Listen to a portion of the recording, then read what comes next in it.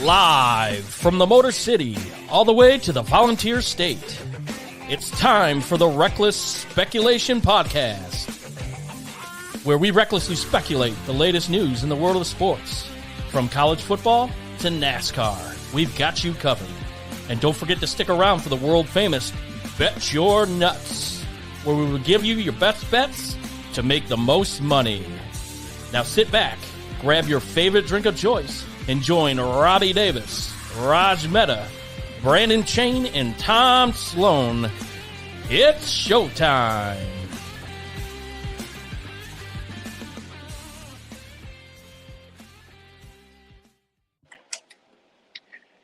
Good evening and welcome to Easy's Playhouse. You stupid mother. Sorry, I was listening to Easy E earlier. If anybody knows on Easy Does It, the intro song, one of the best rap albums ever. A lot of you motherfuckers weren't even born then. Sorry, dropping F-bombs, but that's Easy E for you. This is Reckless Speculation. I'm coming to you live from an embassy suite, as you can tell. I did my best by stealing a luggage cart and hanging up a background, so bear with me. It's pretty janky, which is essentially representative of USC basketball. But again, welcome. We are in the football offseason, but we're getting close. The Combine's happening. The Denver Broncos happened. And let's just get into it. Robbie Davis has a trial. He's out of town. First, let's get to Brandon Chain, who is, let's just say bourbon is for closers. He's got a construction deal, and he locked it down today, and it looks like he put other things on lock. I'm just playing with you. Chain, what's up? What's going on, man? What's going on? I love the luggage cart makeshift background. It's perfect. That's one thing about kids today, dude. My kid is not resourceful, and like he would just stop and stare at the wall, and I'm like, I don't give a shit if you're 9 or not, bro. But anyway,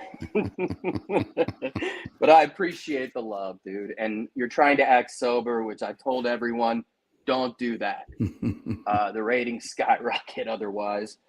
But finally, the producer extraordinaire, the man who is younger than us, but tells us what to do, rightfully so, because we're children, Mr. Tomas, Year of Michigan. Sloan, what's up? I don't think I'm younger than Brandon. I think he's the young buck of the crew. So I am a little younger than you are, but well, yes, you're just so like nice and cordial and genuine that we presume life hasn't jaded you yet. Well, I mean, it has, but why cause a big scene? It's not worth it. So, but I'm glad to be here. I'm glad you're here. I'm glad Brandon's here, and we will power through. I guarantee it. So. And lots of good content tonight. So we've got 12 on right now. This is awesome, and we thank everyone for checking in, and I hope you enjoy the show tonight. And we are going to be fast today. That's the goal, just like I am with my never mind. Let's just jump right into it, man. Danger Russ, who in a trade – we're going to go over that in a second, was cut after signing a 5-year, 200 and what was it? I wrote it down. See, as host, I don't remember 80? my shit. $242.6 million. He was cut yesterday. Tom, what does that mean when it comes to literally the donkeys, as a Raider fan calls them, and for Russell Wilson? Well, it means that the Walton family, I should say, they have way too much money on their hand that they can eat the contract, essentially, that they're paying Russell Wilson to walk away. But I think it means that Russell Wilson's, I think he'll get signed somewhere. There is a couple teams I could see, maybe New England taking a chance. A small market. I don't see anybody that's ready to make a run taking a flyer on this guy, because I think it's safe to say the last 2 to 3 seasons we've seen enough, and we're going to get what we've gotten out of Russell Wilson. I don't think we're going to get any more, and he's well beyond his prime. So I do think there will be teams looking to sell some seats, perhaps. Other than that, I don't think the road for Russell Wilson in the NFL is very smooth at this point. I would agree. Shane is someone who played football with passion, undersized, but is like a missile for the Winchester Wallabies or whatever the fuck you guys were. And I've seen you allegedly in fights, and you're one of those that just doesn't think it goes 110% in everything. Did Russell Wilson lose his passion to play the game? And what else happened in Denver where it just was an abomination? Passion to play the game. That's a tough question. Looking from afar, like on TV, like we don't see all the behind the scenes, like locker room stuff, and that's where, like teammates, coaches, those are the guys that are going to know if he still has a passion or not. We're not going to see that on TV. I mean, we should actually if he's overly passionate, but to lose it, I don't know. Maybe he's gotten comfy after that contract. One of the worst, if not the worst, in the NFL, and we'll get to that later. It's terrible, though, because he had so much talent, and to fall off that quickly, there's got to be some other underlying thing going on. Like, I don't feel like he just like lost his athleticism. No, what I mean? I agree. It perhaps was a change in offense. It was definitely a worse offensive line, especially when it came to passing. PFF says they're much better than that, but they're pretty good with the run. And I was at the Raider game last year when Javonte Williams got hurt.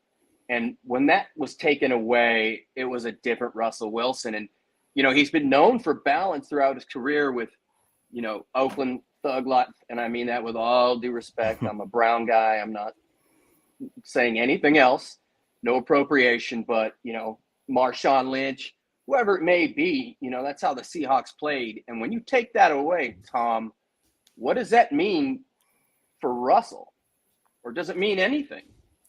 Well, it just says that he's the type of player that needs talent around him. And when you had,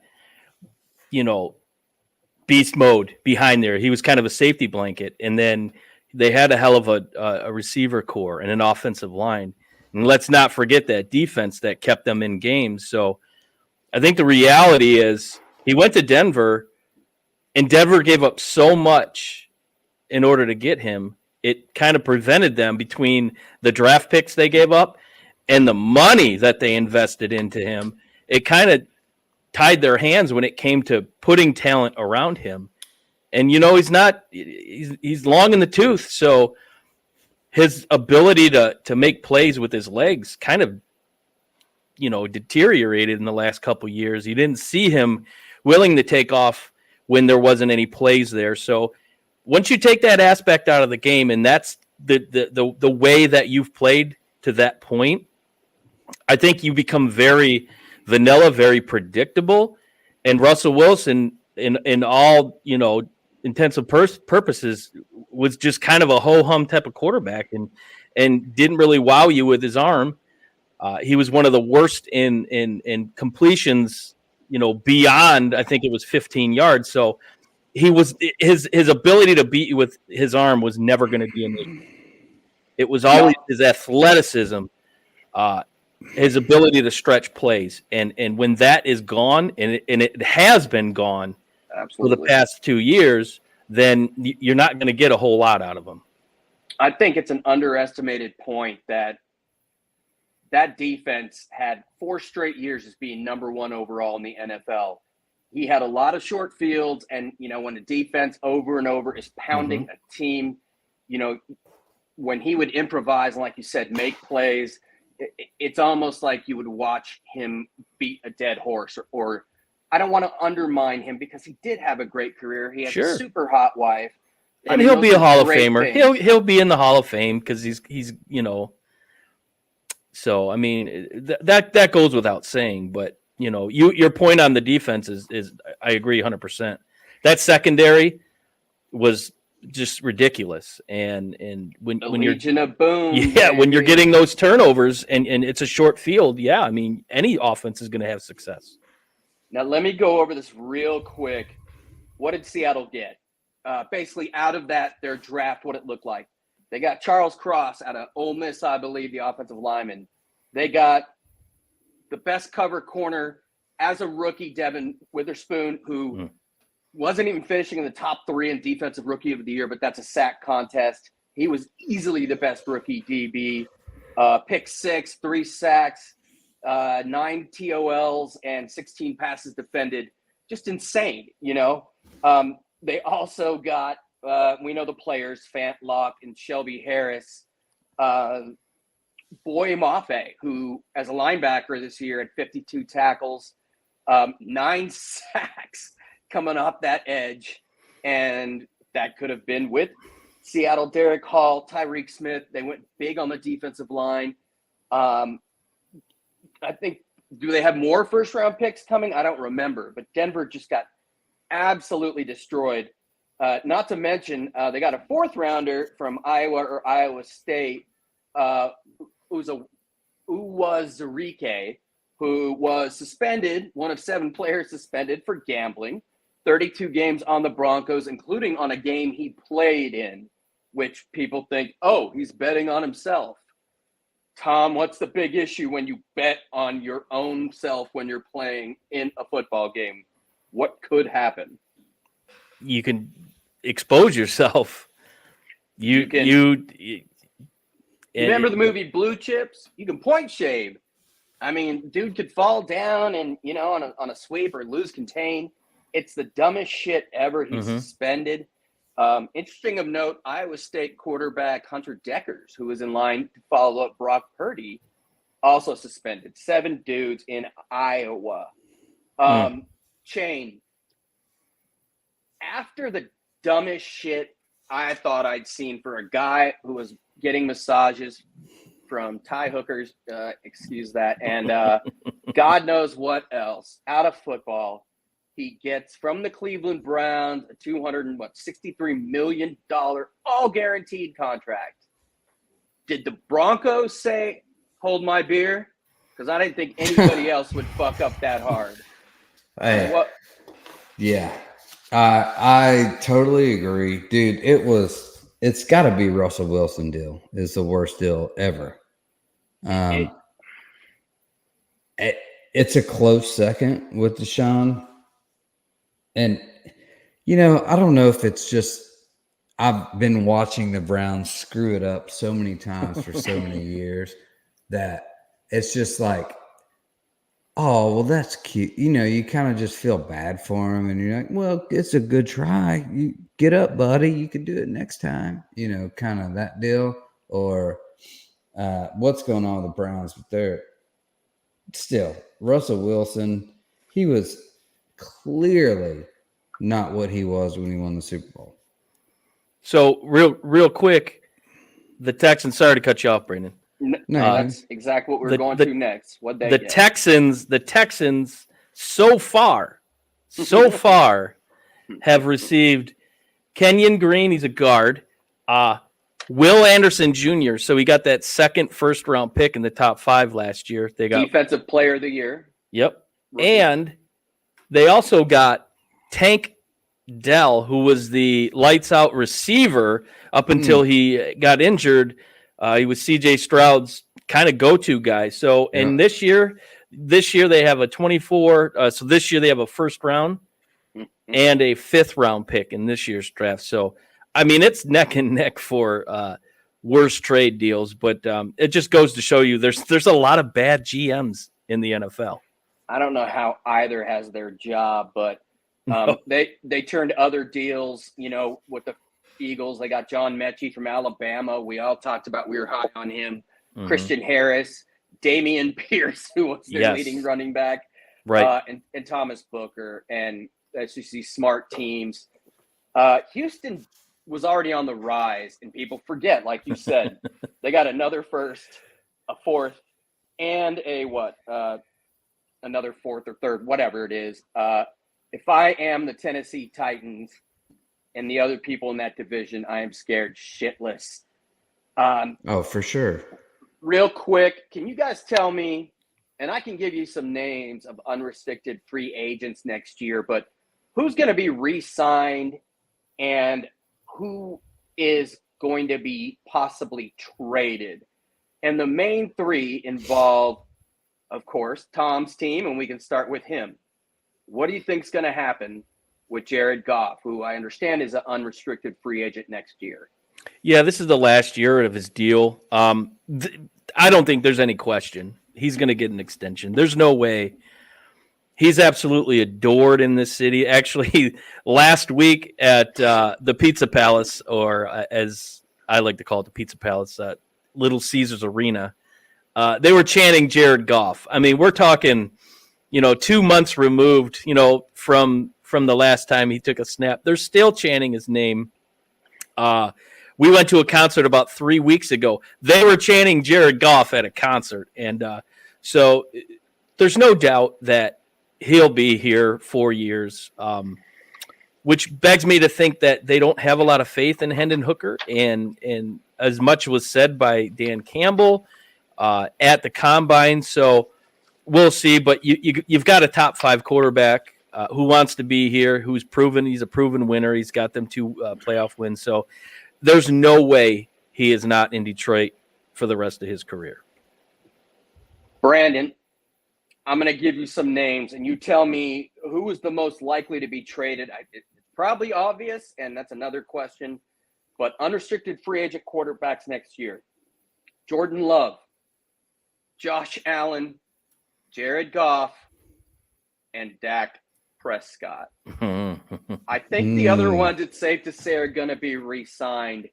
What do you think? Do you think Dak stays, or do you think he's dealt? I mean, if those guys can get the deals they got, Jerry could probably fleece somebody. What do you think happens with Dak?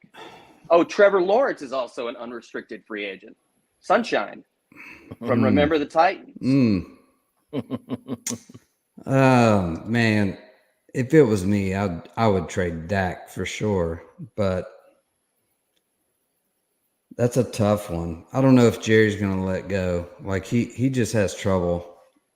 Like he's got a lot of pride. Control. Right, loyalty. exactly. Too much loyalty. Hey, and yeah, I hate to say this, but I mean, what the fuck? Sorry. This is what happens when you're working off your computer. Hey, now I want some Burger King. Exactly. By the way, if you think advertising doesn't work, my kid sings that song when it comes on, and it's another reason to be like, I'm calling Maury. You are not mine. Trevor Lawrence hasn't exactly set the world on fire, and we've made a lot of excuses for him, and especially in big moments. I have not seen that dude. Are you going to yak chain? Was that a sneeze? I'm coughing, so I'm trying not to cough. We'll get some more. more. Be respectful. Come on. Listen to me. I'm playing BK in the background. We're going to get sued.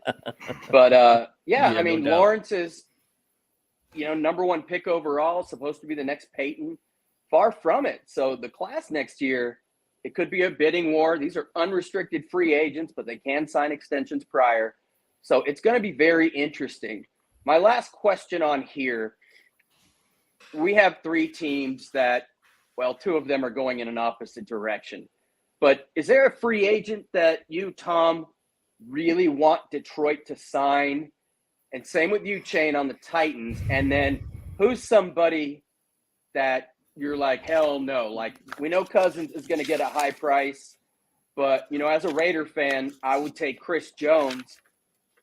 It's going to be a lot of money, but I would take him it takes him from Kansas City as well, but he's going to get overpaid. Who do you want? Who do you want to stay away from because of the money and other reasons? Well, I think obviously, the easy answer, the short answer is L'Jarius Sneed, because he will shore up that secondary almost instantaneously.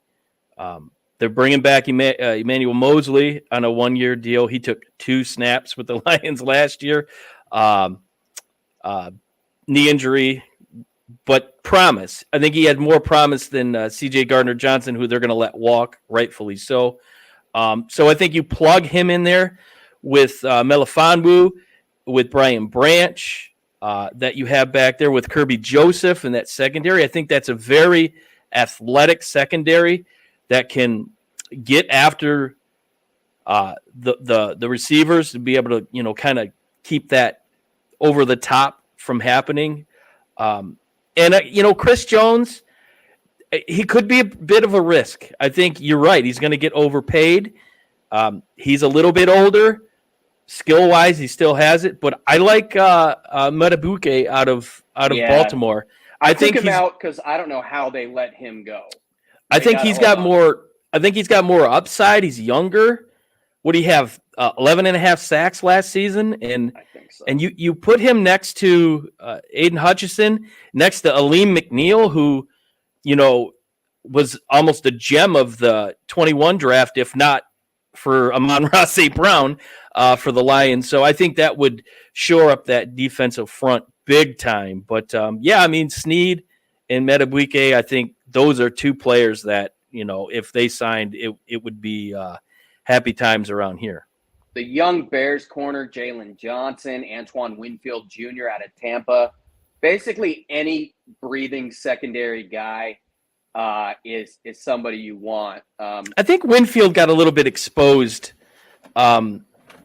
last year. He didn't have the year he had previously. So he's got football in his genes with his dad, although he did go to Ohio State. But I think he still has a lot of life left in him, and I'd be shocked if Tampa lets him walk, especially seeing that they just re-signed Mike Evans. So, but as far as people I don't want Steph Gilmore. I think he's too old. The Lions still have his brother on the roster, Stephen Gilmore, which shocked me of a Stephon and a Stephen. But nonetheless, and I want nothing to do with Marquise Brown. I think he's a head case. I think he's a receiver that has questionable hands. In moments that he needed to shine, he certainly didn't. Both in Arizona. So I don't like his character. I think he's a player that doesn't kind of fit the gritty mold that they have here in Detroit. Another great GM in Baltimore. They traded Marquise Brown, who at the time people were like, he's the only serviceable guy, and a 3rd-round pick for a 2022 first. Marquise Brown at Oklahoma was overrated. At USC, we got Mario Williams, a similar player, 5-star, that was overrated. I'm not saying anything about Oklahoma except for the fact their fans are dicks. He's fast. I mean, you give him that. Yeah. He's got speed, but what are you going to use that speed if you can't catch the football? And that's a big problem. Exactly. Chain had to step away. But, if you're the Titans, do you think they go OL? We know that, and this is a great receiver class with T. Higgins, my man, USC Trojan, Michael Pittman. I'm trying to think who else here. Mike Evans is gone. When it comes to offensive line, a little bit older in the tooth, former USC Trojan and probably Hall of Famer Tyron Smith, who's had injury issues. Who's another OL? Trying to think of.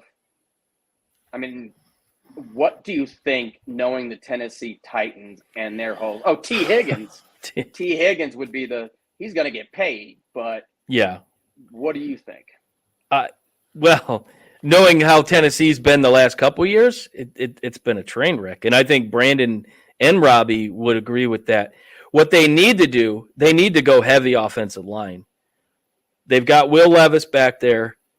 He showed some flashes of ability, but also he showed flashes as to why, he slipped to the second round.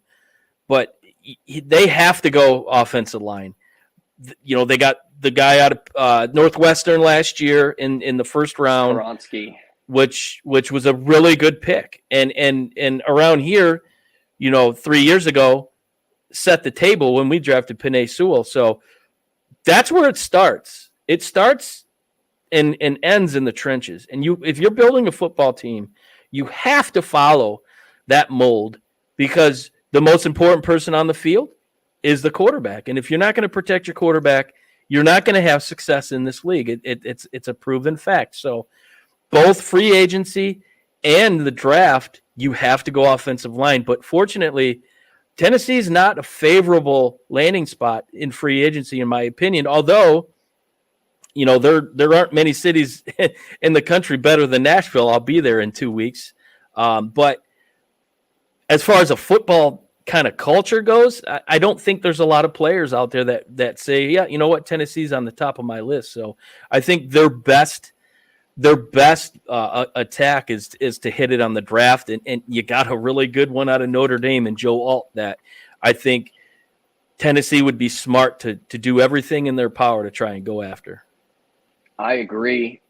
Early pick, though, and if Will Levis and Malik Willis are not the answer, I've said for years, especially with Rob and Chain and every other Titans ding-dong, that a former receiver with one decent year, maybe two at South Carolina and Tannehill, is not the answer. Oh, we can win with him. We can win with him.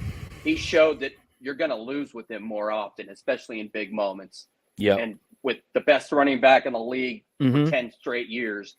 And that just goes to show you that their lack of an offensive line kind of made Derrick Henry non-existent in this season. Sure, he had a couple big games, but there's only so much you can do. He's been in the league 6-7 years, and you need offensive help. You need line help. You need holes.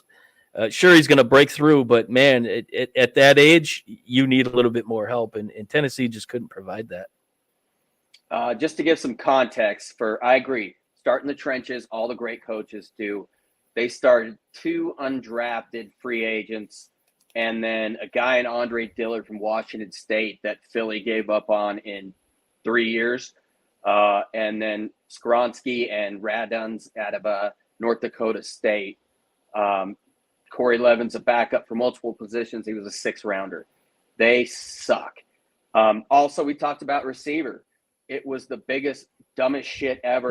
And don't get Chain or Robbie started on trading A.J. Brown. A.J. Brown, the peak of his career, without telling anyone.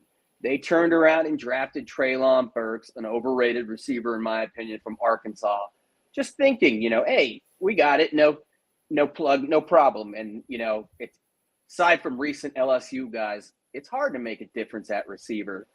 As for the Raiders, my shitty ass team, the greatest moment in reckless speculation history, according to Randall, was live drafting and watching them select Alex Leatherwood at 17. I just lost my mind, and I think he's out of football. So that was nice. The trenches, they got Tyree Wilson last year, number 7 from Texas Tech. And we're going to lead into this. A combine monster who sucked last year, didn't do shit. They need to stop the run, especially in that division. So you got, Christian Wilkins, they've been tied to at edges. We're going to talk about horrible draft picks. The Raiders got Farrell at 4, Brian Burns, free agent, Josh Allen from Jacksonville, free agents that went later. Burns just got the tag today from Carolina. So, fuck. Yeah. Excuse my language. Yep. So I probably want, as a Raider fan, there's just spots all over, but first I want the Fields trade, but I would go with Wilkins, a leader in the middle of the defense, over Chris Jones. You're right, and there's just better, younger talent there. But I talked about Tyree Wilson, who was good at Texas Tech, but he measured 38 feet, like a pterodactyl, in arm length at the combine. The combine's going on right now, and I've always had a pet peeve with guys who had 4 years to prove themselves but then suddenly certain measurables pop out and, oh, we'll take that guy. Case in point, we're going to talk about worst first rounders ever as a Raider. Jamarcus Russell, Darius Hayward-Bay, who ran a 4.3 and was shit at Maryland. Al Davis took him at number 7. I could go on and on. Michael Huff from Texas, out of the league quick. And then Farrell, it's just nonstop. Or how about the receiver that's sitting in prison? Ruggs, who just a tragic thing. Yep. Poor young lady and her dog, which obviously human life takes precedence. But you and I, like a dog burning, and they burned alive. You have to do character studies, and there's really another huge fear about playing in Las Vegas. And sometimes it just appears. Temptation. And you come from Tuscaloosa, you know, it's just a different ball game. But and you better not say Mike Williams, you son of a bitch. That wasn't his fault. He had to sit out a year, and he would have played another year. He was dominant. But what's the first round or some of the worst picks Detroit Lions have made in recent memory? Because you're like me, dude. With how much time you got, buddy? Well, I mean, prior to the new regime, almost every first round pick was a disaster. I'll go way back. I'll go back to 1990. Okay, this is way back. Give me the position because I was alive. And quarterback. It wasn't Scott Mitchell. No. First rounder. You're gonna first round Heisman Trophy winner. The Houston Cougars. David. No, they didn't get what's his name? Houston Cougars. Oh shit. He is now an ESPN college football analyst. Oh God, why am I blanking? You're gonna say his name, and I know who he is. Andre Ware. Andre Ware. You know, they drafted Pete. They drafted Barry. Hey, easy on the runner-up to the Heisman Trophy in 1988. Pete. That's all right. He did okay with the Lions, and then they go Andre Ware. Just could never find his feet. The old running gun in Houston that he ran. He comes to Detroit where they did the run and shoot. Just never worked. It was a complete disaster. He only played a handful of games, only started a handful of games for the Lions. So 14 games in his career, he was 3-3, 5 TDs, 8 picks, 51% completion percentage, which same as Jamarcus, who liked the purple drink, but he had Barry Sanders. What the fuck are you doing? That just goes to show you the college game and the NFL game do not always go hand in hand. And as much as Derek, I just saw an interview with Derrick Henry, and they asked him, is there a big difference between the college game and the NFL game? And he almost fell out of his chair. He's like, it's not even close.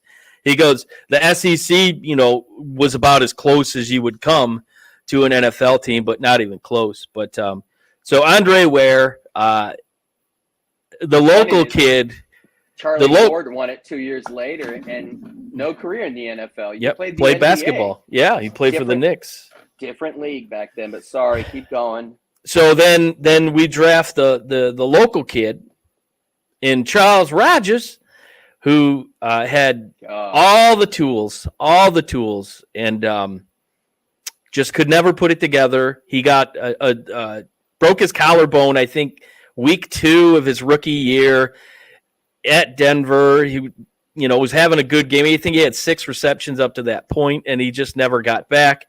And the aforementioned Mike Williams, who had so much promise, who decided to take a chance in the Maurice Clarett. Hey, I'm going to sue the NFL and try and go. And unfortunately, both of those players are now deceased. So, which is very ironic in its own right. USC's Charles Rogers. Yeah. So it's a shame, but I mean, that's just recent memory. I mean, the Lions organization prior to Sheila taking over was an absolute dumpster fire, embarrassment to say you were a Lions fan. But yet they put 81,000 at the Silverdome every single game, and because that's just how crazy lunatic loyal us Lions fans are. But yeah, so pretty much anybody that was drafted, not named Calvin Johnson and Barry Sanders prior to the Brad Holmes regime was pretty much a waste of time. And in true Lions fashion, they both retired at their peak, which is why so many of us are pulling for Jared Goff and for Detroit. And if you have not watched Bye Bye Barry on Amazon Prime, do yourself a favor.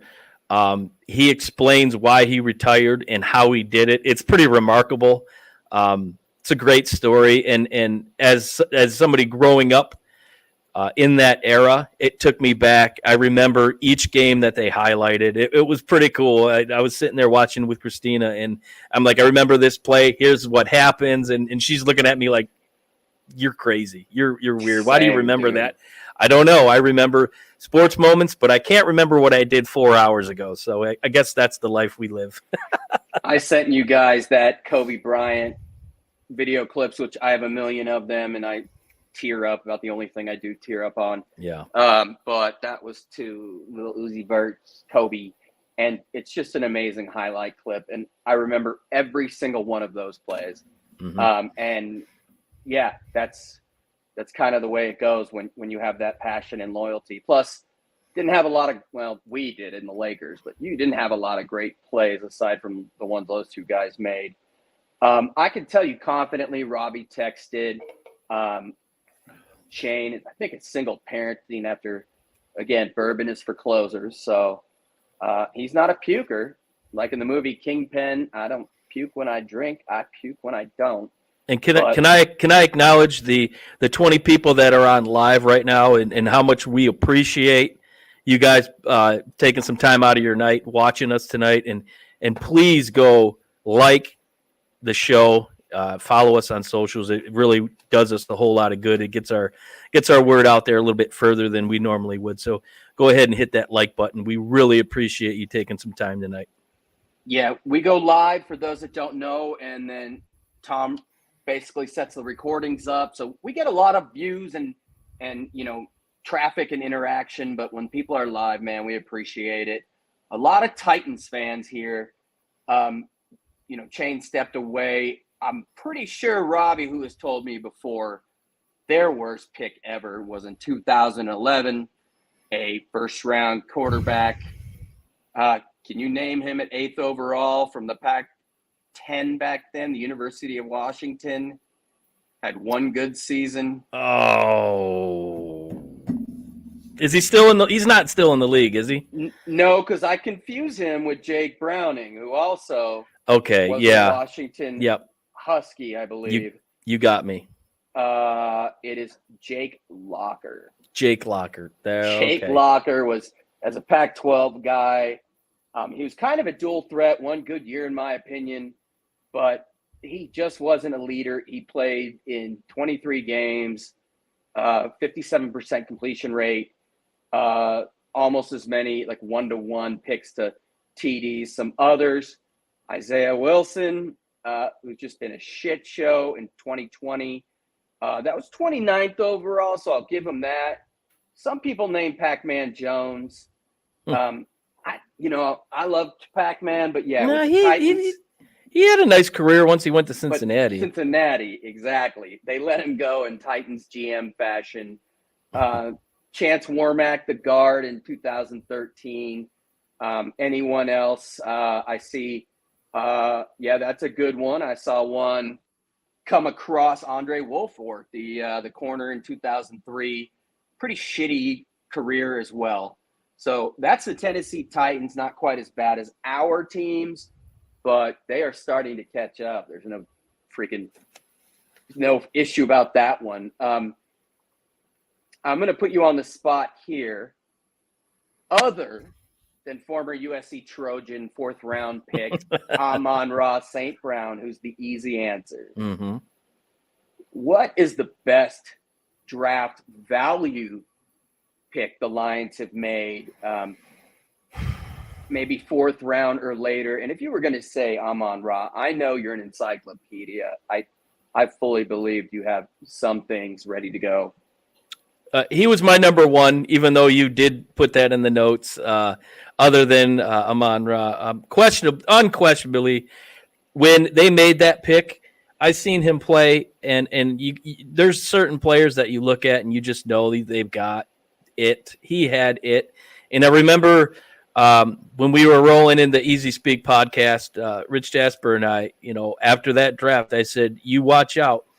The steal of this draft is right here with Amon-Ra St. Brown, undoubtedly, and he's going to get paid for it. They're negotiating a deal. He's going to be looking at $25 to $28 million. He's going to be a Lion for life, no question. He wants to be here. So, but with that being said, worth every penny. Also, I think that same draft, and I mentioned his name earlier, third round out of NC State, who could have gone pro in baseball, Aleem McNeil. He cut weight. He was an enforcer last year. He dropped about 15 pounds in the offseason, and he was a different player. Unfortunately, he got hurt in like week 6, and he missed a few weeks, but came back, and he took right off where he left off. So I think there's a player to look at. And I'll give you another name. And this was a first-round pick, and it caused so much commotion in last year's draft, so much heat. Jahmyr Gibbs, when they called for Jahmyr Gibbs, you could hear the air in Ford Field go out. You could almost feel people around the country like, are you serious, Jahmyr Gibbs? I like to think that Brad Holmes is a top 2 GM in the NFL, and he's proven it. Hell yeah. He saw so much in his ability with what he had and what this team needed. Going after a running back is reckless. In a little notch to our show, Reckless Speculation, that's a reckless move. They went after him, and he proved why they went after him. He was durable, and he was very, very effective in that offense, and he proved to be just one of the best picks that of all they had in last year's draft, which was unbelievable. So I think you look at that, and then in the same 21 draft, James Houston out of Jackson State, seventh round pick. I think he played 9 games in 2022. He had 8 sacks. So there's a guy who unfortunately blew out his knee on special teams in week 2. So he missed most of the season, but the ability to see talent beyond the name and look at the abilities and to be able to know what this team needs and the skill set that they look for and kind of that mental fortitude that they look for in the Lions. And that's why in Brad Holmes, I trust, and I think the consensus of most Lions fans are, you know what, they've got the 28th pick, and he's going to get everything he can out of it. And but yeah, I mean, the ability to evaluate talent in the later rounds has been kind of his call so far as his tenure in Detroit. I've gotten a lot of texts about the Tennessee Titans, and I appreciate it with Robbie out and Shane puking his guts out. I don't know. For the deal he closed, he can do whatever the fuck he wants. He's burping up Blanton's. Yeah, dude, that guy rolls hard. The suggestions I got for the Titans, and it was value picks for those of you that said McNair, obviously. I try to say 4th round or later, but Kevin Byard was a third round pick out of MTSU, Middle Tennessee State. Who is now available? It was only 2016. The play is kind of dipped, but he was an all-pro. Another one is Jarrell Casey, former USC Trojan, was a 3rd rounder who had a hell of a career. This is 2011. I believe the Los Alamitos Griffin, for those of you in Orange County. Stephen Tulloch, round 4. And former Lion. I'm not going to put Chris Johnson there because it's 1st rounder. And the ultimate, I got a bunch of texts about this guy, the Music City Miracle, an integral part, the tight end, Frank Wycheck. He was offsides. 6th round pick. Hey, it was I the know, Bills. I know, It wasn't. I know Chain's watching. No, he wasn't. Just like JT was short. And so was I digress. But no, oh yeah, don't get the Titans fans started about some of that. But yeah, he was a 6th round pick who was a huge locker room guy who just kind of at a time when they were brand new really helped to set the identity, him and McNair, of the Titans and no longer the Houston Oilers. Rest in peace too. He passed away at, I believe, 52. Yeah. Which was very sad. As for me, oh, by the way, you talked about Amon-Ra and being a steal. Again, ironically enough, and I know I always say this because at USC we live in the past, Talanoa Hufanga, 5th round, who was just a total ball hawk. Reminded me, Polynesian dude, didn't quite have the hair of Polamalu. He was an all-pro as a rookie his first year. And then, of course, Mr. Irrelevant, same year, Brock Purdy. So there was a lot of value in that draft. As for Gibbs, Bijan Robinson, Algier had a great year that year. Kind of goes back to Etienne being drafted by Jacksonville after James Robinson had a crazy year. But it's a different NFL, and these are dual-purpose backs that are lightning quick, that defenses just can't prepare for, that you've got to bring somebody up. It's the footwork. Gibbs is, Willie Gault, famous Chicago Bear and Raider, used to do ballet for sideline catches. And these are these types of guys. Yep. And they add a whole dimension and change the defense where you've got a game plan around these dudes. So at the time, I was like, what the fuck? They have so many other holes. Well, guess who was right? Brad Holmes. And guess who was wrong? The rest of the world. The field, yeah. As a Raider fan, there's only one I can think of.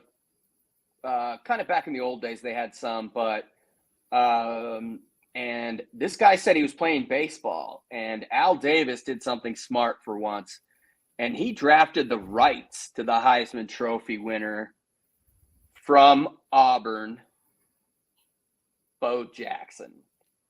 That was a 4th round pick who, when he came to football, that was by far the smartest thing Al ever did. As a Raider fan, him and Marcus Allen, anybody that played, I saw a text right there coming across because I'm on my phone. Tecmo Bowl. Up in A was Bo. Up in B was Marcus. Bo was unstoppable. Run back to your own goal line and then run 100 yards for a touchdown. But yeah, and I was at that Bengals playoff game at home in the LA Coliseum, and it looked fairly innocuous. And at the time, medically speaking, the hip, that was the last time he played football. Yep. And like the Detroit Lions, the Raiders that's the Raiders story. Yep. As I said, for worst picks, I just said name them. I said 18 of them. Finally, how many quarterbacks are going to be drafted in the 1st round? I'm probably asking the wrong guy because we know who number 4 is, and I'd love to have him. But do you think there'll be 4 quarterbacks, or do you think one of them's going to slip? And who are they? Well, I mean, obviously, Caleb's going to go number 1. I think that there's no question on that. Drake May, Jaden Daniels, JJ. And it's tough. I mean, I think Bo Nix could go in the 1st round. I don't think he's 1st round talent, if you want my honest opinion.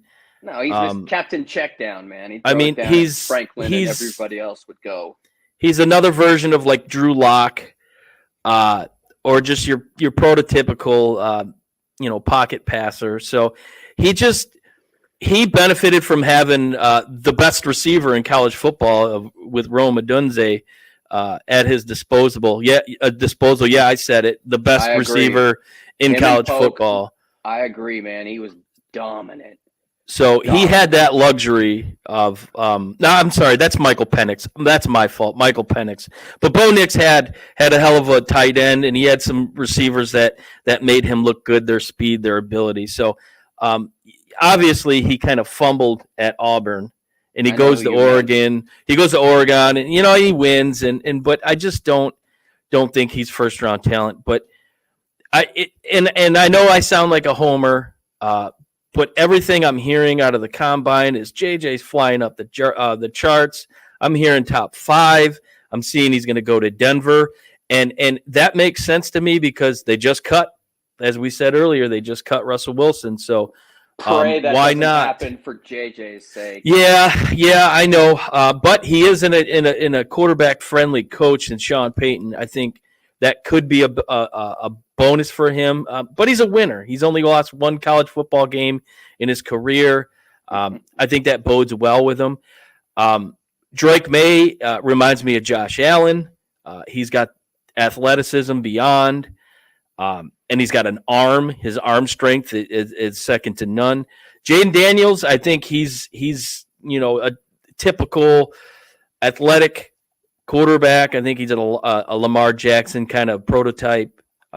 I don't think he's going to wow you with his arm strength or his ability, his efficiency with his throwing, but his ability to extend the plate. That's today's NFL for the most part. But I really am concerned with Caleb Williams, and I know you love the kid. His generation, talent-wise, unbelievable talent. I question up here, and his not wanting to. Why? Let me ask you why. Because he's doing everything off script. It seems I'm not throwing. I'm not doing medicals. I just think he's making a name for himself, and not in a positive light. And he seemed to have regressed. I think you and I can agree when we watched him play at Notre Dame. That was an atrocious. That was their worst game ever. Yeah, but talent aside, I think he's great. I just question where his head's at, and he's going to go to the Bears. Okay, it's cold, it's windy. They're going to lose a lot of games. So how is that going to affect a young kid? They lost at USC last year, and it seemed to affect them a little bit. So when you're coming into the NFL, I think he's got a bit of a reputation, and I think there's going to be a target on his back. And talent, like I said, he's got it. He's got talent abound. But when you're put in a situation that, you know what, your back's against the wall, Chicago's not an easy place to play. The fans are tough. And how is he going to be able to handle that? That is the big question mark. So, I know you have high opinions of him, and I agree. I think he's great. But there's a lot of intangibles that are outside the game of football that come into play, especially in a young man's mind. And he's got that money. He's got that money already. So it's not financially driven. So we'll see. We'll see, because he's going to be tested, because the NFC North could be really good this year. Permit me to counter on your relevant points, and I absolutely respect your opinion. He is from Washington, D.C., so and his stats at Gonzaga in D.C. were off the charts. He is built to be a quarterback. He, again, would start working out. They called it the Breakfast Club. I've said it many times, 5 a.m., just on his own will and decision. And his dad was like, of course, and a few others joined that ended up doing very well. The USC offensive line was just shit, total trash. So, yeah, he did have to improvise quite a bit, but still those plays that he made were amazing. When he did drop back, he wasn't captain check down. He did well. And don't forget, at Oklahoma, he was in the pocket a hell of a lot more. Yeah. Like Marvin Mims and other receivers, 21 TDs, 4 picks. He held on to the ball a lot more, and he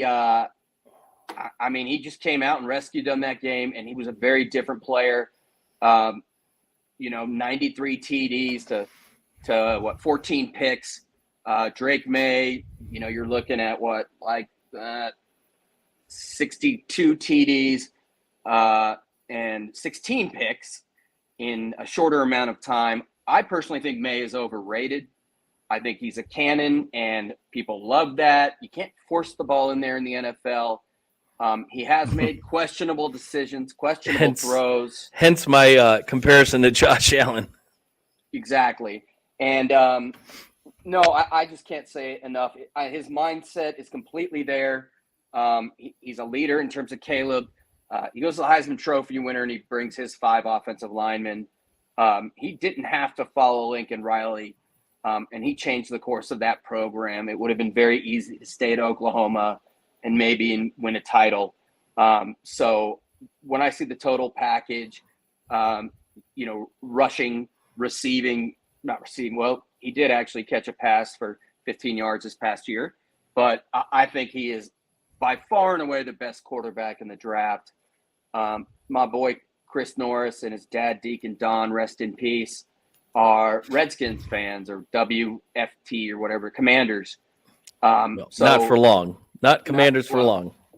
Yep. Oh, are they changing it again, or what are they doing? The owner put a request in to change the name, and that was one of the caveats of the purchase, that they would have the ability to change the name, because there are 2 major Native American groups that are outraged that they changed the name. So I expect it to be the Redskins once again, starting in 2025.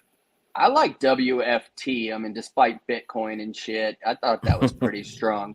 I'm going to give you a trip. So I asked Norris, who would you rather have, Jaden Daniels or Drake May? And it was tough for him. Now, Norris does not present a racial bias. He's an African-American dude, but he went to a white fraternity like me. That's where we met. Just kidding. So, that part's true, but it was tough for him. When it comes to a drop back passer, the last one they had for 3 years he's a free agent this year. Oh. Cousins was the last one. Oh, yeah. Yeah. Prior to that, and listen to these names: Sam Howell, North Carolina, had beat out May, I believe, in 2021. Heineke, also Fitzmagic, Wentz, Garrett Gilbert, Alex Smith, Dwayne Haskins, rest in peace, Case Keenum, Cousins for 3 years, RG3 for 3 years, McNabb or Rex Grossman. Rex Grossi. Did he win a Heisman? Went to a Super Bowl. No, I don't think so. Went to the Super Bowl with the Bears. Oh, my God. Oh, yeah, that's right. To the Colts, they lost. McNabb, Jason Campbell from Auburn, who went to the Raiders. Mark Brunell for 3 years, Washington. Quarterback coach of the Lions. There you go. That's what we bring you, folks. Everything you need to know about historical, especially if you're from Detroit, Oakland, LA, or Tennessee, which is a huge portion of our audience. By the way, I think Frank Wycheck was from Chattanooga. Yes, he was. I remember seeing that. Yep. There you go. Along with Usher and Sam Jackson, a few others. Usher. Boom. Yeah, dude. Sam Jackson went to the school my kid goes to, so we got that going for us, which is nice. How about that? Caddyshack fans. But, it's Daniels I watched at Arizona State. Great freshman year. Sophomore year came back to earth. He went to LSU, where you have about the best skill position around, probably arguably a better offensive line than Bama, and probably neck and neck with Georgia. And the receivers are just amazing. So it's hard to tell with him. And again, with May, I'm not sure what route they're going to go. Sam Howell is kind of a clone, a lesser clone to Drake. He's a gunslinger. There's no question about that. And that does not work. And I think, they're going to go with Daniels. I think it'll be 4, but Michael Penix has been shooting up draft boards. Combine, Senior Bowl. We hate his delivery. I do. It's kind of like a shot put from like a shoulder, and also had the best receiving core in the country. With Adunze, Jalen Polk, and these boys behind me made him look silly, but that was the best secondary in the country. So, yeah, it's going to be interesting to see how that goes. I think there'll be 4. There's talk of the Raiders getting McCarthy if he falls there, I personally would rather have a little bit more seasoned guy because Devontae is probably, fed up to it. But I think he's going to be a great pro and not just a game manager. He's got the same approach that Caleb Williams does, and that's off the field. A meditation yoga guy, just a different dude, especially upstairs, in my opinion. Yeah. But moving on, we have College Hoops Championship Week coming up. Last year, for those of you in Chattanooga, Jean-Baptiste hit that half quarter to send the Mocs into the tournament. For everyone that remembers, to me, that's the beauty of the tournament.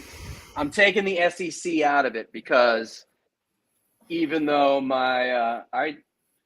the Tennessee Vols, who for those who don't know, I'm not a fan of the football program, mainly because of the fans, but I love Barnes and I love watching that team play. So the SEC I'm taking out. Is there another conference tournament that you are looking forward to? Well, normally I would say the Big Ten, but the Big Ten's been down. The Big Ten, some would say the Big Ten is the SEC of college basketball, and normally they are. But really, outside of Purdue and Illinois, you're hard pressed to find tournament caliber teams. But naturally, that's what's going to be on in my backyard. So. The frustrations for me is what's going on in Ann Arbor with Juwan Howard. He has lost complete control of that basketball program, yet Ward Manuel loves the guy, and the consensus is he'll be back. So that's kind of taken a lot of the zing out of college basketball around here. Obviously, it's tournament time coming down the road with Izzo. He finds ways to get his teams prepared, but I'll put the SEC in that mix. I think the SEC is becoming as competitive at basketball as they are in college football. So you've got Tennessee, you've got Alabama, who what a game that was the other night.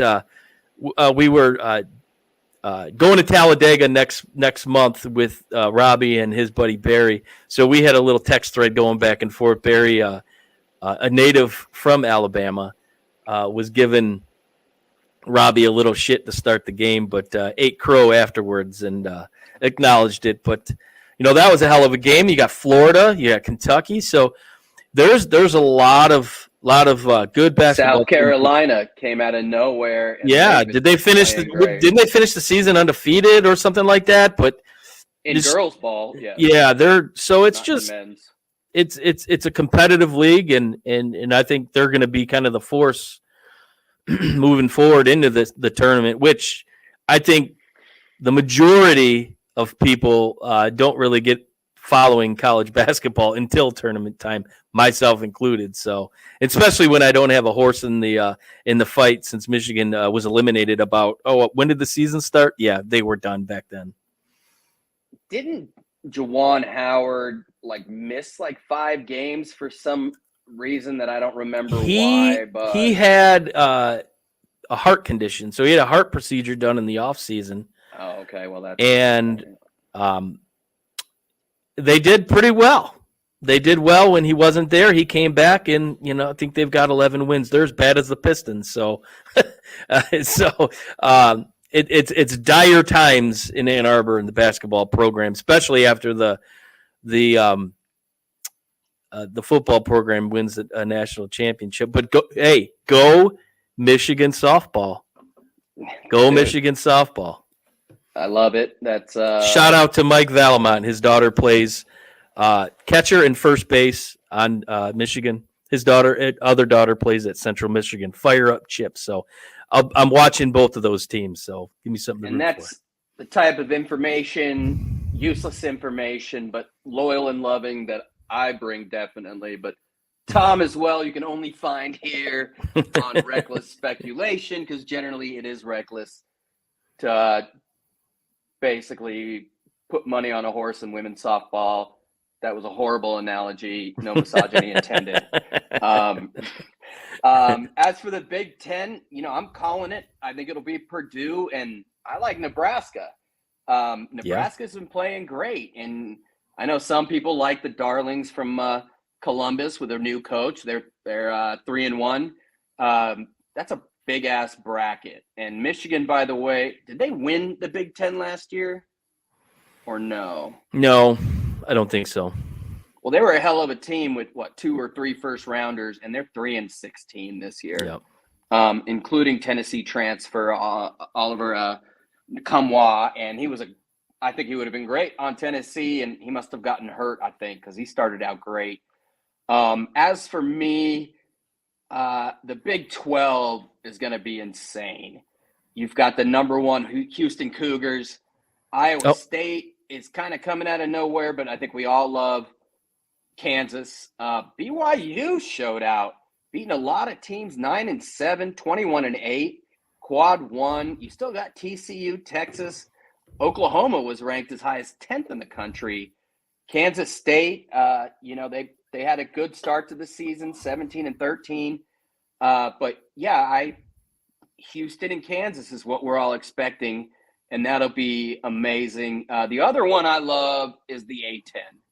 And you've got the 25th ranked Dayton Flyers and Holmes, Deron Holmes, who's just amazing. They're 13-4. VCU's right behind them.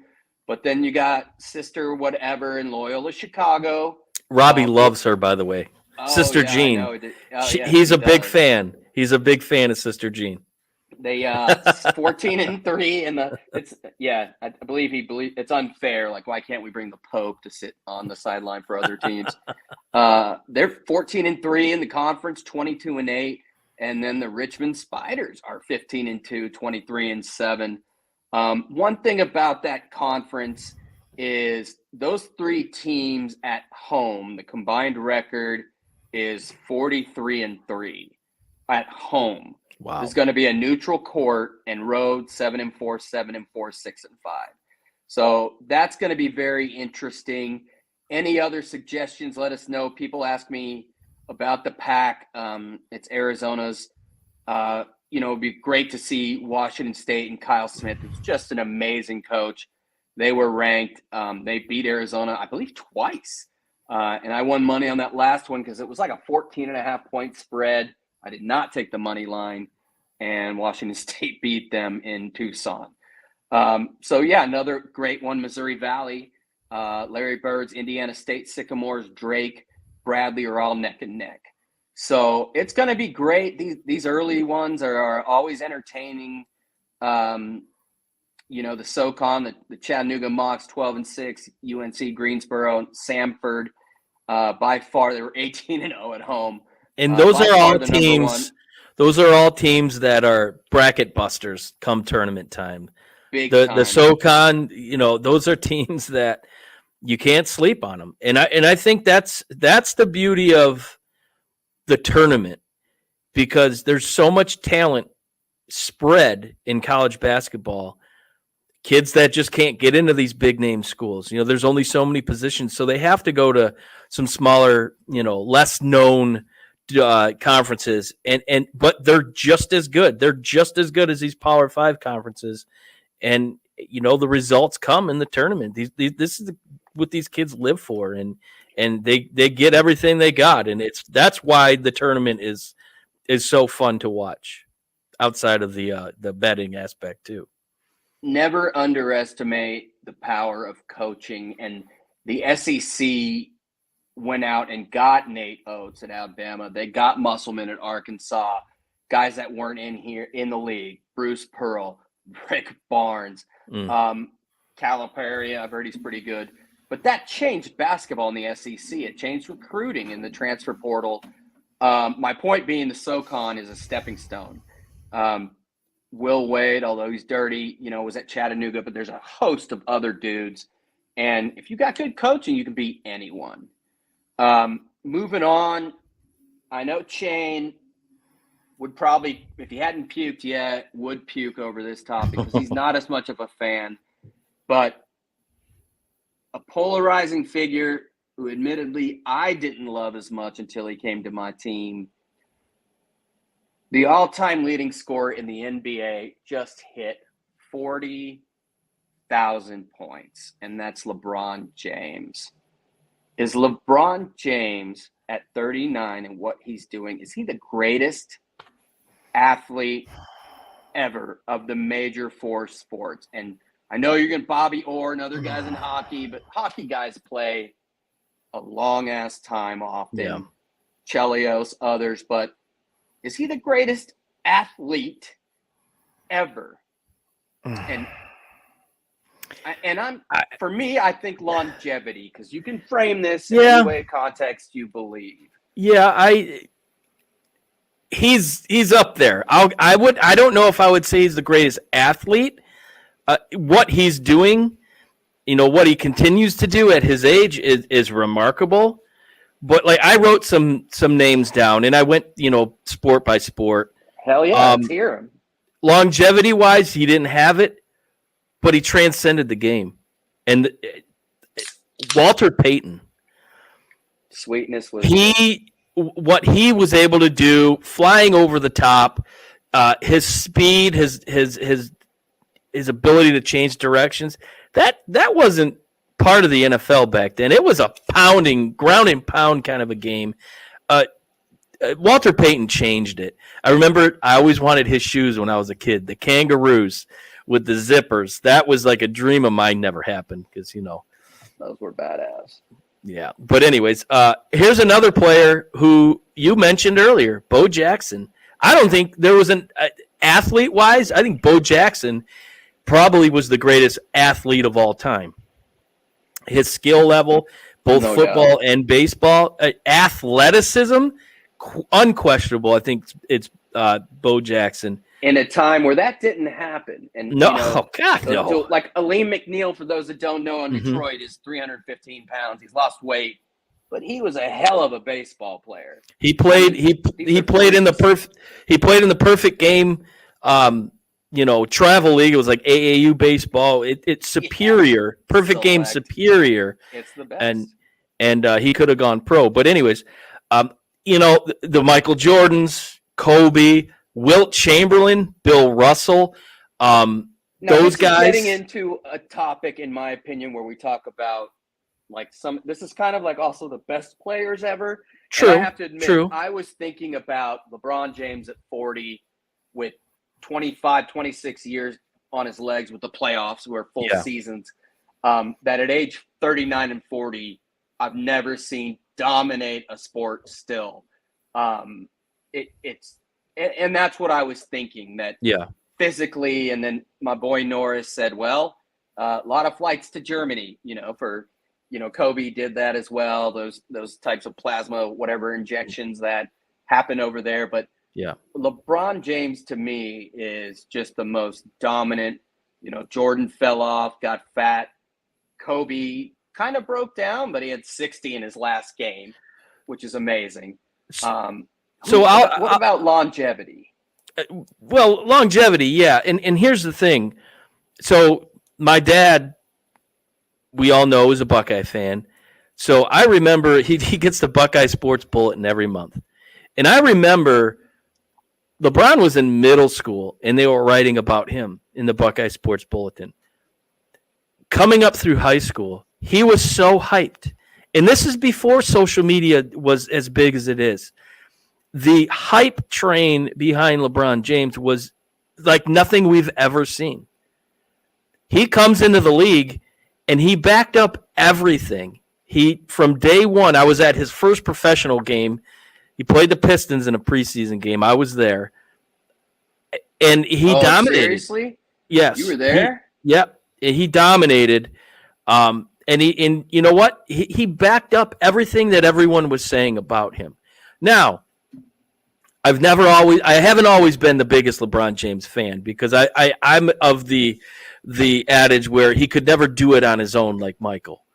I don't think he was going to get it done in Cleveland unless he had a supporting cast. I think that's why he went to Miami.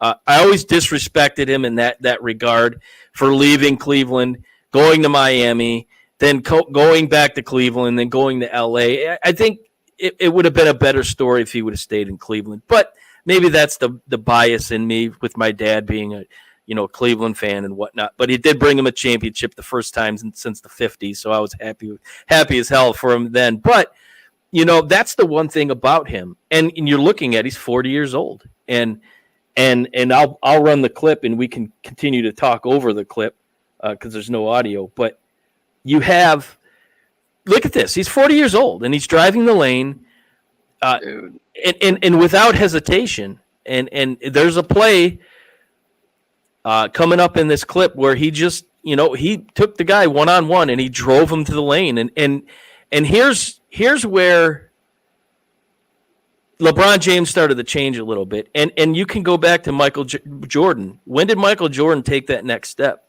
Is when he developed that fadeaway jumper. When he wasn't relying upon going to the lane. And the Pistons beat him up. That play right there, there's no fear. But high pick and roll, dude. Against Phoenix, he had a couple steals. He beats everyone down the court and throws it down like back to back. And I was just like, what the fuck? Yeah, right here. Like he's thinking, I'm thinking about three. I could pull up right now, but I'm going to take you to school, young fella. Boom, left, right, drives the lane. He's 40 years old. I mean, you saw this. I mean, I watched him do this in the fourth quarter of the 2008 Eastern Conference Finals when he scored 25 points in the fourth quarter by himself. I mean, and he's still playing at that level, albeit I think he gets the benefit of some ticky-tack fouls, but nonetheless, he still has doesn't in the NBA. He still has insane ability to play, and I don't think he's going away at least for the next couple years. But I mean, longevity-wise, yeah, absolutely. His ability to where 20 years ago to where he's at now, I mean, there hasn't been a whole lot of drop off because he's gonna be top 5 in every offensive category, and there aren't many players that have been able to do that. But best athlete ever, I'm going Bo Jackson, but yeah, just strictly athletic. Yeah. And if he didn't have that hip injury in the playoffs against, by the way, the Raiders the next week went into Buffalo for the AFC Championship game and lost 51-3. And we've talked about this before. That injury today, he misses 4 weeks, 5 weeks, maybe. He's back. I mean, at least he's back the next season, which shows you how far, this game has gone medically with injuries. It really is remarkable. So, man, that was a huge blow. It was amazing, and I'd be remiss. Randall Cunningham may have been alive at the time. This guy played 26 years, ending up with the Raiders, quarterback and kicker, and that's George Blanda. Oh, yeah. Blanda was a rookie with the Bears in 1949. He retired in 75. He didn't play a ton of quarterback, like maybe 8-10 years, which is not a lot when you play 26 years or whatever, 35 years. Sorry, I know, 26. But he was also a kicker. So that's pretty crazy to play in the NFL that long. Sure. So, yeah, with LeBron personally, I thought he was just a brute. He did help Cleveland on his own for a long time, take him all the way to the conference finals a number of times. Now, the East sucked, back then. But for me, not in 2004. No, fuck off. For me, though, going to work, baby. Yeah, that was the wrong super team to build, guys that are AARP members. But he became a different player and this is what the greats do, when they make others better around them. And LeBron has done that. This year he leads the Lakers with 8 assists per game. He'd rather other people score and make those kids better. He's a hell of a leader, a wonderful dad. And, people were like, oh, he did a show just to go to Miami. No, that show was 100% to benefit the Boys and Girls Club, and it raised $2 million when he did that. Taking my talents to South Beach. But he's not that guy anymore. His game has evolved. And you said it also. He literally evolved his game in basketball parallel to the path of social media. And and he already had attention, but 2003, he's had a spotlight on him globally, and you don't hear anything about him. His high school games were televised on ESPN. I mean, when he was a sophomore. So that didn't happen in that era. And it just goes to show you he's met the match since a young age. Absolutely agree. We were going to do, switching gears here, we were going to do some serious golf talk with Chain. We're going to move on. We're going to talk about Anthony Kim, and we'll get back to this. And but we are going to hit Eckroat's first PGA win, but also we're going to get back to the match about women and men playing together in golf. And after Steph Curry versus Sabrina Ionescu, there's it's a layered conversation, and I just want to throw that out there for next time. But you and I both wanted to talk about what I have never been to, and I have so many friends that have been for the West Coast, and I wanted to go, and that's the Phoenix Open, the Waste Management Now Open, and the 16th. Can you give us some background about what finally actually happened? Well, if you don't know, or if you've been living under a rock, the Waste Management Phoenix Open takes place the week of Super Bowl. So that, in a sense, makes it a very, popular tournament. Last year being the Super Bowl was in Glendale. So I'm going to say that. You had the spotlight on it. And what it is I believe it's the 16th hole. They built basically a stadium around it. So it's a par 3, and so you're surrounded by fans, and you're encouraged. The fans are encouraged to be rowdy. And when there's a hole in one, there's some beverages being thrown, we'll say. Gilmore style. Players have been known to take their shirts off and run around the course, which is very anti golf establishment. We don't do that in the PGA. But so every year it's gotten bigger and bigger. Well, this year it culminated in chaos. Basically, the Saturday's round, they cut off alcohol sales. I think it was 12:30, 1 o'clock in the afternoon, because people were literally passing out, sliding down the hill. There was a lot of rain leading up to that tournament, and it was pretty chilly from what I understand. So there was a lot of people there that were overserved, obnoxious. So they pretty much cut the alcohol sales, which caused a big commotion in the crowd. And then Saturday, or the next day, Sunday, the championship round, they just stopped checking tickets. So they estimated over 100,000 people were on the course, and there was only supposed to be upwards of 50 to 60. So a lot of people were refused entrance that had tickets. So it was chaos. It was just complete chaos. They lost control of the situation. And, the question being, do they need to change how they operate that Waste Management Open? And see, here's where I think the PGA is in a bit of a conundrum. The Live Tour, that's the Live Tour, week in and week out. There's crowd participation, and aside from the financial backing and where it comes from, that I don't think you and I either or Robbie agree with it, where it comes from, but nonetheless, their model, I think, is good marketing for the sport, because let's face it, golf is, if you're not named Brandon Chain, golf is kind of a ho-hum, boring sport. I enjoy it. I'm not good at it. I always say, well, people say, are you good at golf? And I say, well, I'm good at drinking beer, because that's about all I do when I play golf. But I think they have the model that's bringing the younger generation, the younger fan, into play. you know what? They're the crazy designs as far as merchandise. They're marketing the golfer a little bit more. They're encouraging participation. They're encouraging you to get involved. That we're on the green, and I think that's where the PGA needs to realize that they can't mess with the mold of the Waste Management Open because they're going to lose. I mean, I think they're already neck and neck with Liv, and Liv has kind of got some motivation moving in.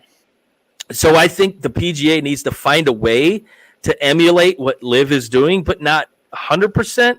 But I think they need to get a little bit more crowd participation and market the game to the 18 to 34-year-olds, not the 55 to 75-year-olds, which, the PGA normally markets too. So I think they've got decisions to make.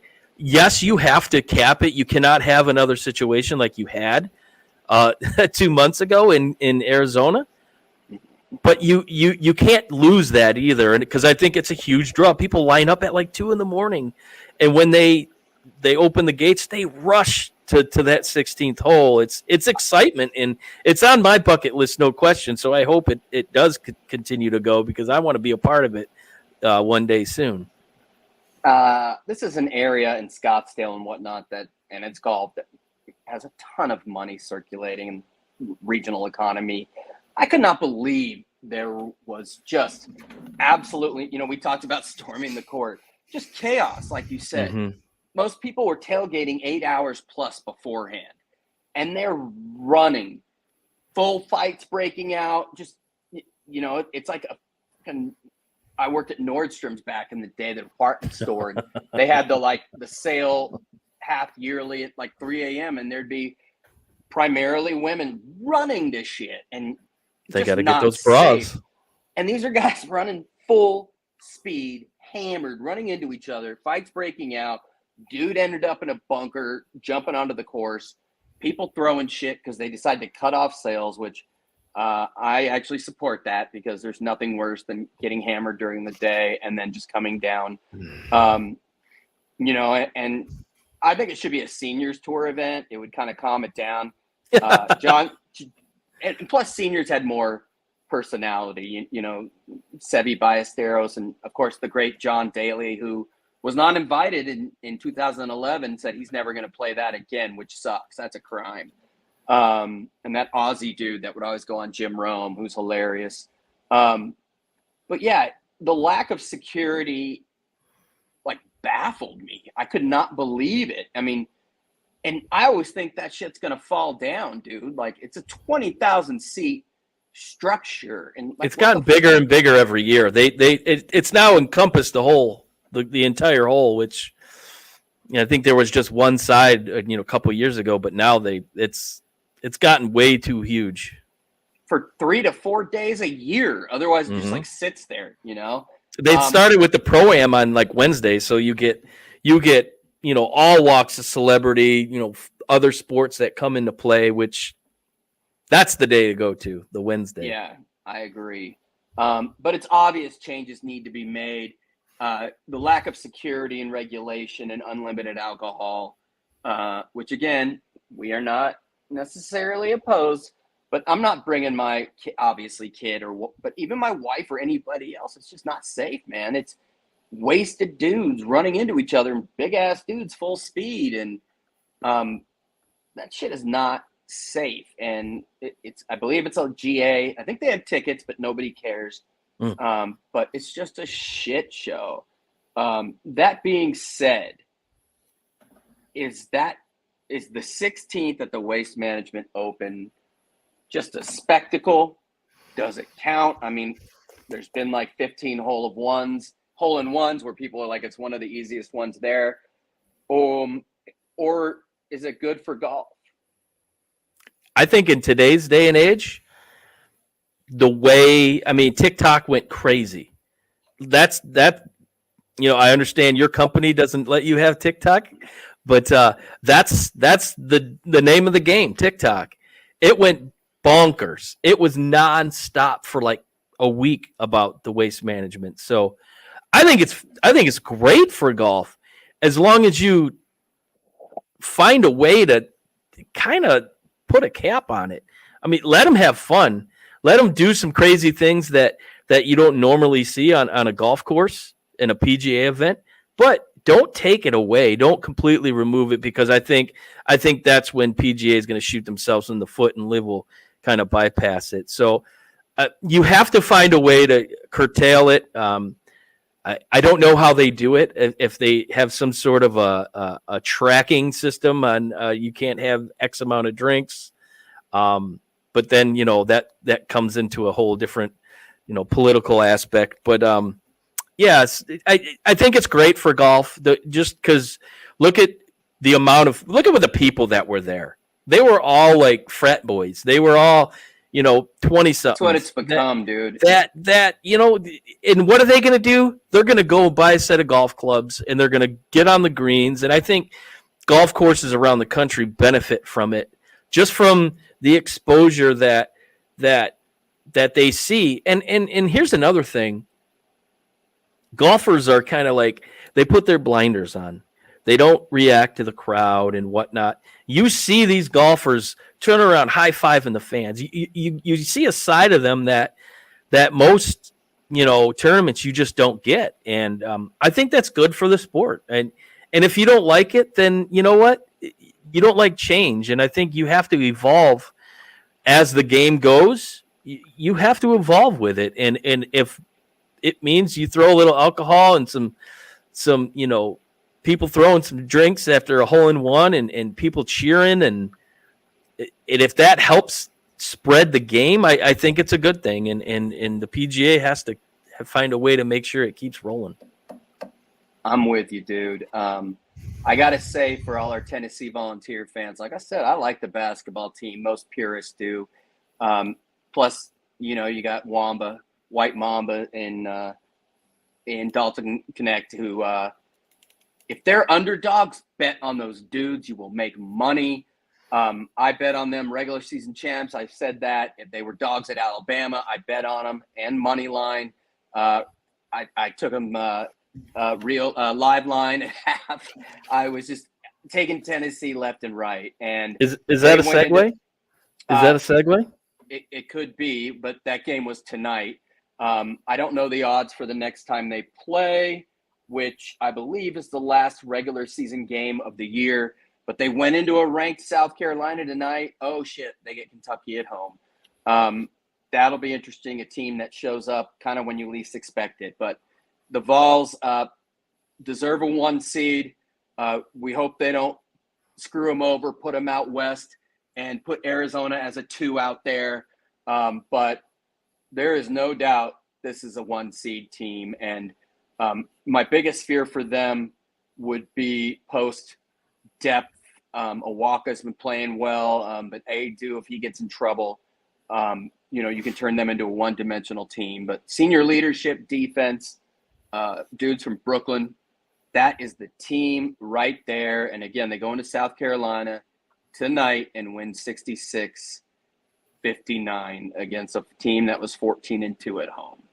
So, and Wamba had 26.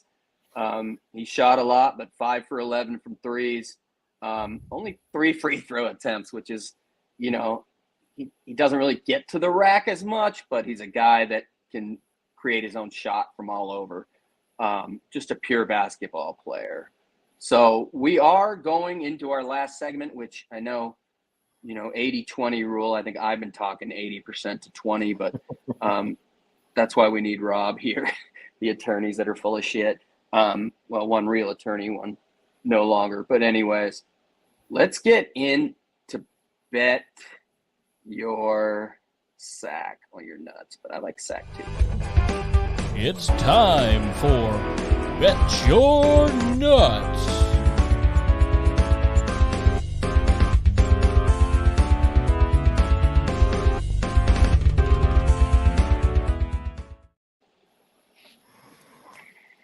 You bet your sack.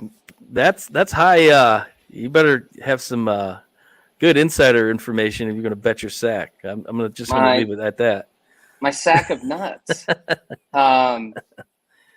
This is going to be a tough one because straight up, there are some lines that are like baffling me in college basketball in the tournament. Anything could happen. For me, the one I love, and there may be an injury that I don't know about, but it is USA. You gotta love USA, and you know what I'm talking about with USA, and that is the University of South Alabama. Oh, jeez. They are only two and They're a half. The Jaguars? Is that their moniker? I believe so, yes, because they should have beat UCLA last year. I watched that game, and they lost on a field goal at the buzzer, or at the buzzer. Like, I'm basketball mode. But they're playing a 8-23 Georgia State team, and they're 2.5-point favorites. So Vegas knows all, so this could be a trap game. But, yeah, they're both 8-10 in the Sun Belt. So that's kind of scary, but I'm going to go with Georgia Southern, USA -2.5. But, yeah, I just see their conference record. They're the same, so that's kind of scary. Over-unders are the way to go, and admittedly, I did not check as much as I should have. But I'm looking at others. In the meantime, what about yourself?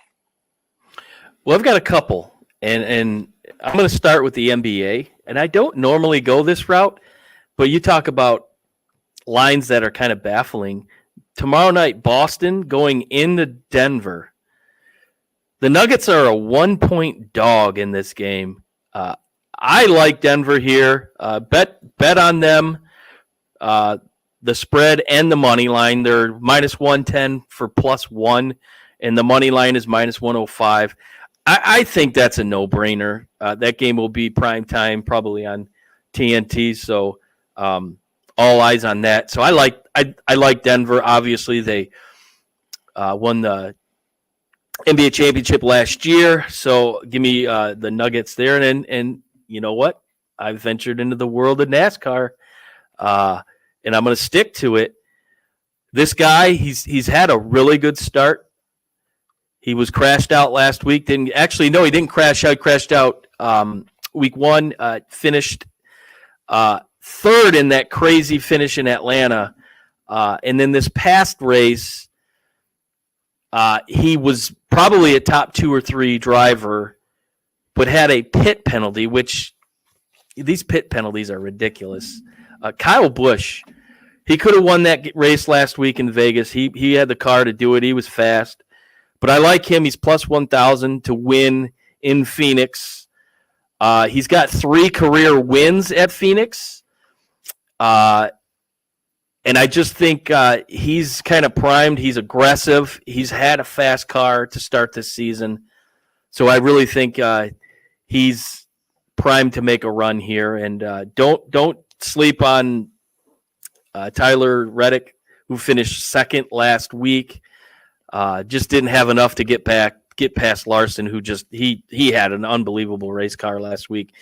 He won the first 2 stages, then came home with the checkered flag. What a race for him. So, but Kyle Busch, I like him. I think he makes his move this week in Phoenix. They're talking about Arizona quite a bit tonight. We are, which is a state that does not suck if you're a single male, from what I've heard.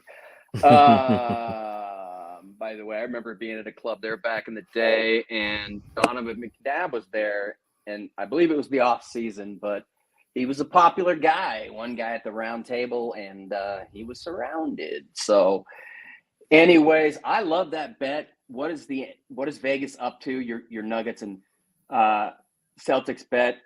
The Celtics are 29-3 at home, but 19-10 on the road. Denver is the world champs, and they are 24-6 at home. Didn't Boston lose to the Detroit Pistons, or am I taking crazy pills? You're taking crazy pills. They just beat Golden State. They just beat Golden State 140-88 the other night. So and they beat somebody else that was good. And I was tripping on that one. Maybe you can help me out if you remember. The Pistons did. But, yeah, the worst loss I can think of for the Celtics was earlier in the year. They lost in double OT to the Charlotte Hornets, which that should count for two losses. But yeah, a home dog for the world champs. Yeah, I was shocked. I was surprised on that one. I'm sure it'll change. I'm sure it'll be a push come tip off, but to see that the day before the game, I was a bit surprised. Big time, dude. Let's get into you and I and final thoughts.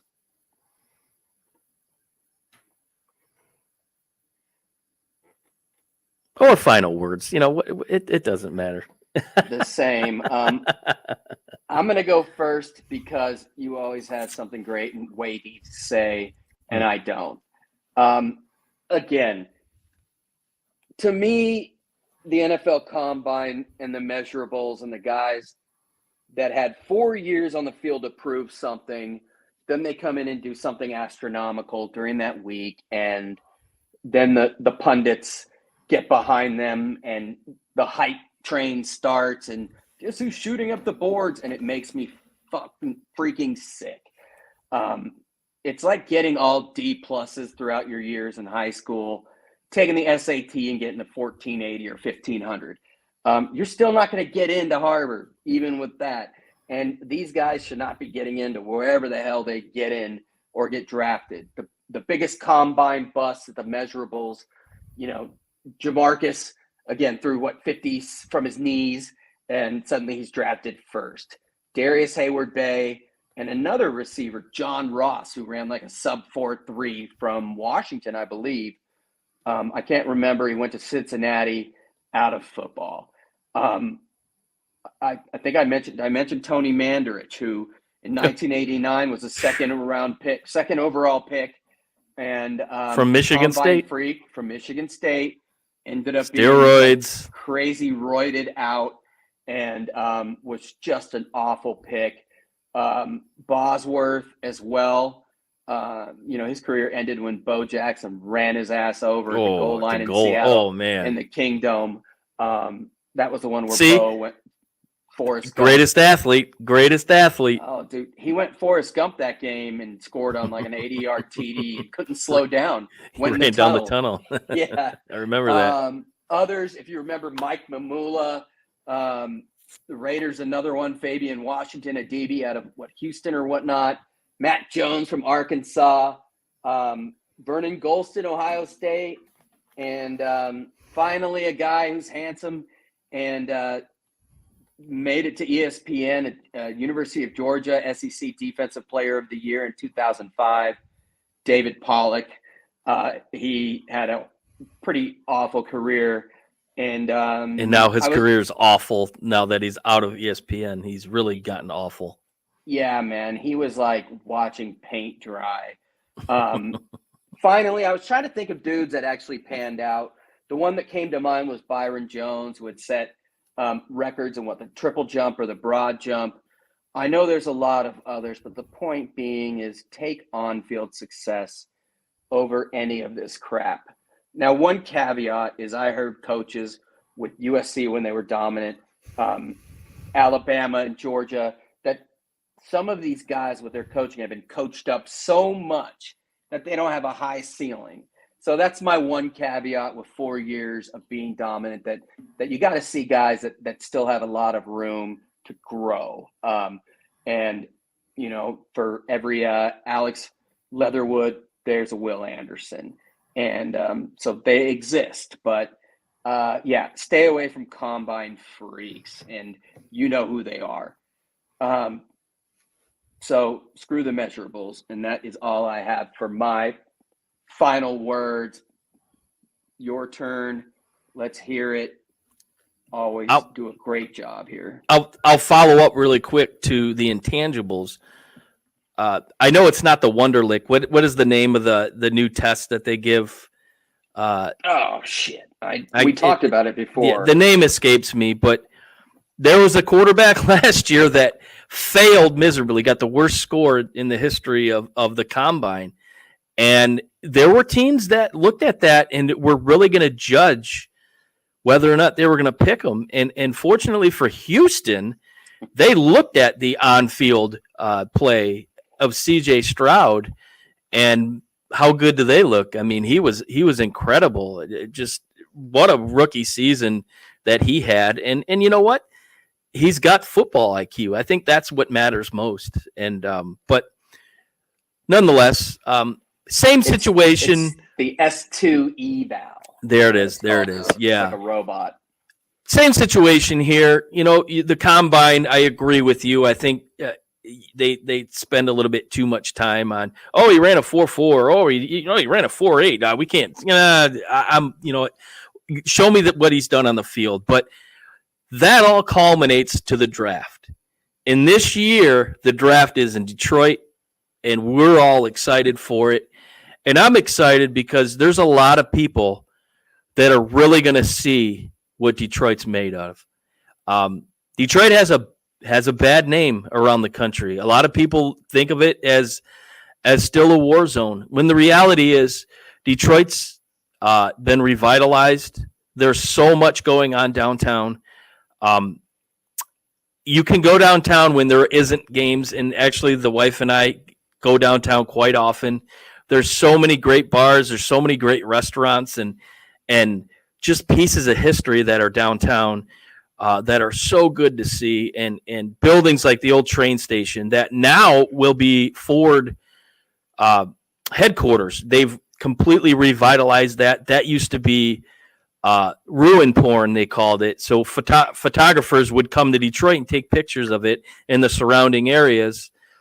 Just because of the dilapidation and what life and these old buildings, Detroit used to be the life force of the country, and all these old buildings died, and these photographers would come in and take pictures of that. Those old buildings have all been revitalized, and it's so cool to see. Detroit's on the come up, and I think the world is going to see that with the draft.